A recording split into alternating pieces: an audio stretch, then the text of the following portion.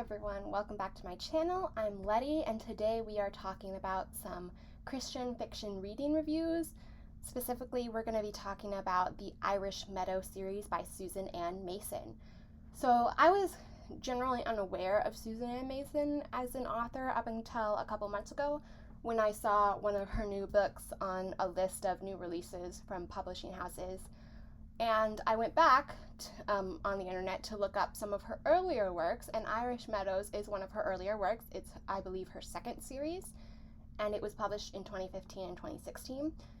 So I decided to go back and read some of her earlier series first, and Irish Meadows is the first series of her that I've completed. The first book in the Irish Meadows trilogy, there's 3 books, is actually called Irish Meadows. It takes place in 1911, and it has dual storylines. The first storyline is between Gilbert Whelan and Bree O'Leary, and the second storyline is between Colleen O'Leary, who's Bree's sister, and Ryland Montgomery. So a bit about the plot, the back cover ads, if you will, is basically that in New York, there is a horse farm called Irish Meadows, and it's run by the O'Leary family. Gilbert Whelan, his mother was their housekeeper, but when he was a young child, she passed away, and so the O'Leary family kind of took him in as their ward and raised him with the family. And so he has known the O'Leary family since he was very, very young. And he and Bree were very close as children, and as they get older, at the beginning of the novel, it's very clear that they have romantic feelings for each other, but neither of them feel that they can pursue those feelings, partly because of how he was a ward of the family, and also because he has familial expectations from Mr. O'Leary to marry someone else, and he feels, obligated, like, this man raised me, I need to do what he says, and so that is their big plot conflict from the very beginning. The secondary storyline, Colleen and Ryland Montgomery is a priest in training that comes to stay at the O'Leary farm, and so their big conflict is they are working together and they start to have romantic feelings for each other, but obviously this is not what he has planned for his life. He is only months away from taking vows of celibacy, so that's a problem. So that's basically the back cover synopsis of the book, if you will. And as far as how much I liked it goes, I did like the book. I just didn't like it as much as I thought that I would. Especially when it came to Bree and Gil, because I was really excited about their storyline. I really like the whole childhood best friends to lovers trope. It's one of my favorites, but I did not like how it was done here because there was a lot of drama that kept the couple apart till the very end, not only with this main love triangle drama, but other little dramas, because the love triangle was wrapped up at a certain point in the story, but then after that you would think, oh, they're gonna be a happy couple, we're gonna see this strong couple through the end of the book. But we don't. There's 3 or 4 little dramas that still keep them apart until the very end. And I didn't really think that was necessary because, I think it's okay to have a strong couple in a book. I know that some people think that the couple has to be kept apart till the very end. I don't think that that's super necessary, especially when they have outside conflict in the storyline, which Irish Meadows did, and I would have really appreciated seeing Bree and Gil face that outside conflict as a couple. I think it would have been really interesting. And also, because you have Colleen and Ryland as a secondary storyline, and they also didn't get together till the very end, Bree and Gil could have been together, and we still would have had this romantic conflict from our other storyline to keep until the end. I liked Colleen and Ryland's story a lot better than Bree and Gil's because it didn't have the unnecessary drama, in my opinion. And of course it had drama because conflict pushes plot. You need conflict for plot. But their drama and their plot seemed a lot more natural, and I think it progressed in a better timed manner, if that makes sense. and so I appreciated it more. One thing that I did really have a problem with was, like, it's Christian fiction, and there is a part where one of the characters is convicted about something they're doing wrong. Like, they go to the church and they're talking to the priest and they are convicted. And I don't want to go into too many details because I don't want to spoil it, but they are convicted about this thing and they leave the church saying, I'm going to fix this, I've been convicted. And then they don't fix the issue for like 10 more chapters. And when they do finally fix the issue, it's not because of their conviction, it's because a family emergency kind of propelled the issue into the light, and then it had to be fixed. So I really liked that they were, convicted spiritually about this issue, but I didn't like that conviction had no follow through, because then I was like, why did we have the conviction in the first place if this is the last time we hear about it? And so that did bother me a little bit. But overall, I did like the book. So when I read Irish Meadows, I went to the library and they had Irish Meadows, but they also had The Best of Intentions, which is the first book in Suzanne, in one of her other series called Canadian Crossings. And it was the two books that they had of her at that time. So I was like, well, I'll just get them both.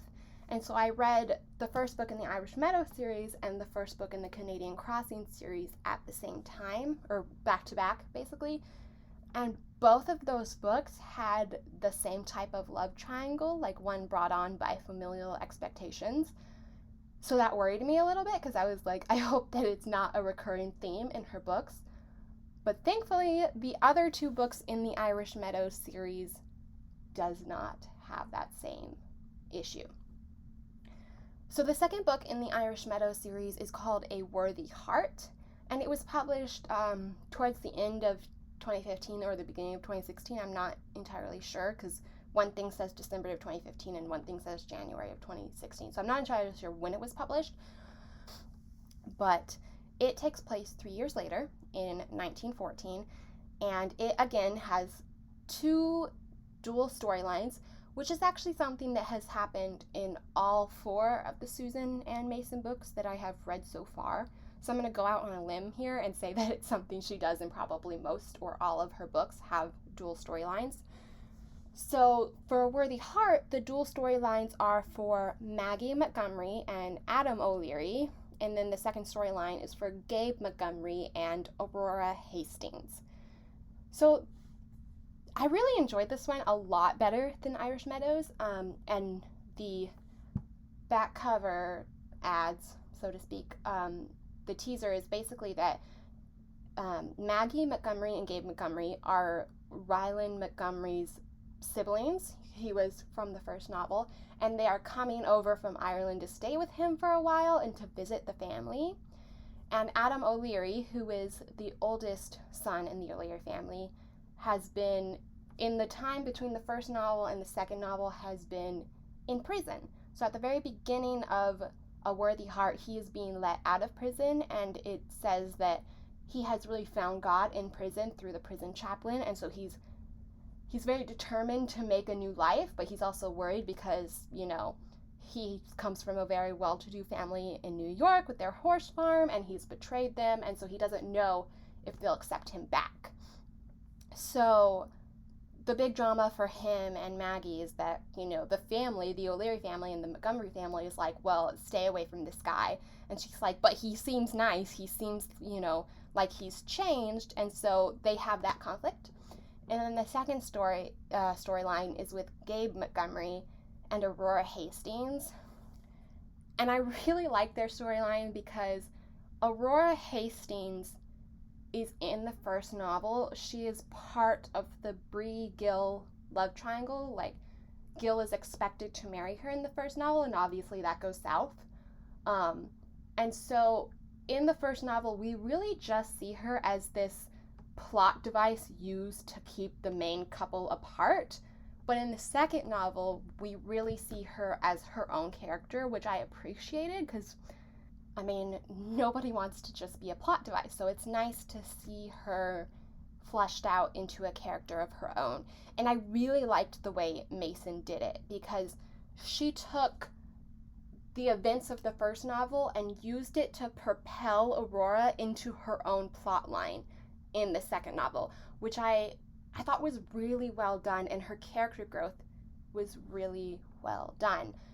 I did have a little problem with Gabe and Aurora's storyline because it was just, at the end, it was just wrapped up really nicely, which of course we want our storylines wrapped up nicely, but it was very abrupt. Like it was just like unknown. Oh, here's a bow on it. We're done. We're happy. And so like right at the very end of the novel. So it felt like we were just like, oh, we have to wrap up the storyline, so we have to do it really nicely. Whereas Maggie and Adam's storyline, it was very, very well progressed. The timing was beautiful. They both had their character growth, and they were definitely one of my favorite couples from the series, for sure. Not only were they well paced and natural, but they were just a really sweet couple in the way that they supported each other and like stood up for one another with the family and everything. Like it was very well done and very well progressed. Okay. The last book in this series is called Love's Faithful Promise, which kind of reminds me of a Jeanette Oke title, which I like because I like Jeanette Oke. It was published in the summer of 2016. And again, we have that dual storylines plot going on. So this one, we jumped ahead quite a bit in time to 1922 because the two main O'Learys in this book, Deidre and Connor, who are siblings, were very young in the first couple books. They were the little siblings, the ones that were still kids, and now we see them as adults, which is kind of nice. So the dual storylines, the first one is Deidre O'Leary and Matthew Claiborne, and the second one is Connor O'Leary and Jo. I do not remember her last name, so we're just going to call her Jo. So Deidre is a medical student, but she has to leave medical school to take care of her mother, Mrs. O'Leary, who suffers a stroke at the beginning of the novel. Matthew Claiborne is a physical therapist doctor from Canada who works with soldiers when they come home and they have like paralyzation or things like that. He works with them in physical therapy to get some of their mobility back if it's possible. And so Deidre's mother, in her stroke, her doctors said that paralyzation was a definite possibility, so they asked Matthew Claiborne to come and be a private doctor for her and work with her. He has a daughter who suffers, they don't say what she suffers from, but it really seems like they just say it's weak lungs, so it seems like a really bad asthma type thing, which they wouldn't have been familiar with as much in 1922. And so his pediatrician tells him that his daughter Phoebe really needs the country air, so he accepts the job on the O'Leary horse farm to get her out of the city. And then the second storyline is for Connor O'Leary and Jo. So Connor O'Leary is working at Irish Meadows, and he's just promoted to the head of the stable hands, which he's worked his way up from the bottom, so he's very excited about his promotion.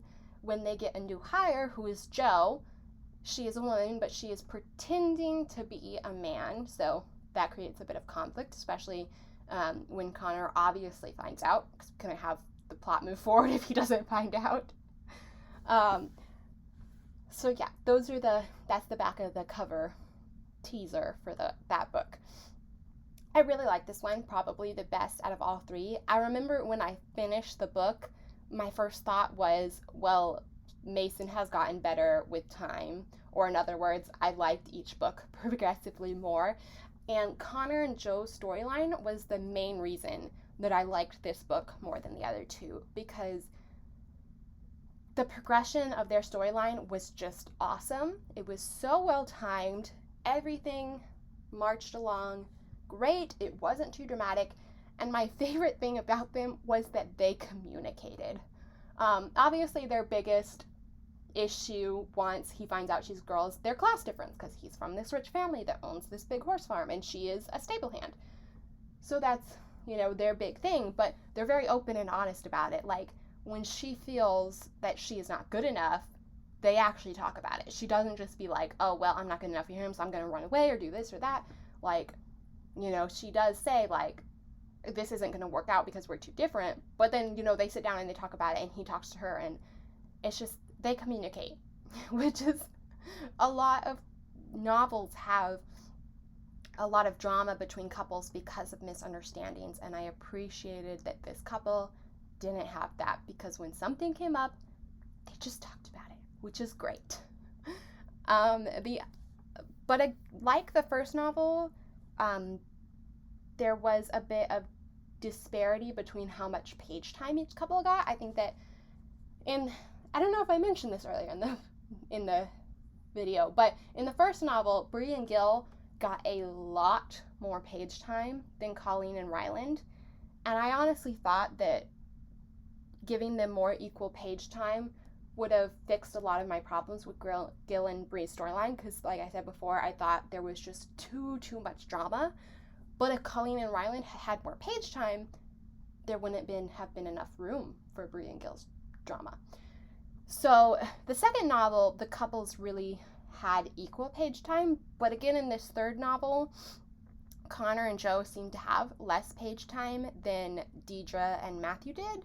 And we had a little bit of the same problem with Deidre and Matthew that we had with Gil and Bree, being that there was a lot of things that just kept coming up to keep them apart, and it felt like they weren't, you know, natural issues. It felt like some of them were put in there for the sole purpose of keeping the couple apart until it was time for them to get together. And so it wasn't nearly as bad as it had been with Gil and Bree, but it was definitely there, and I felt like some of it was unnecessary. And if Connor and Joe had had more page time, there would have been less page time for Deidre and Matthew to have these unnecessary plot conflicts. So yeah, that's the Irish Meadows series. And overall, I'd say, like, if you want to read it, you should read it. I did like it. I obviously had a few issues, which I addressed here in this video, but I did enjoy it, and I look forward to reading more of Suzanne Mason. I plan on getting the other 2 Canadian Crossing books from the library probably next month, so I will have another review for that series coming out soon, which should be fun. Our next video is going to be on outlining a manuscript. It's going to be focused on writing, and I hope to see you then. Bye!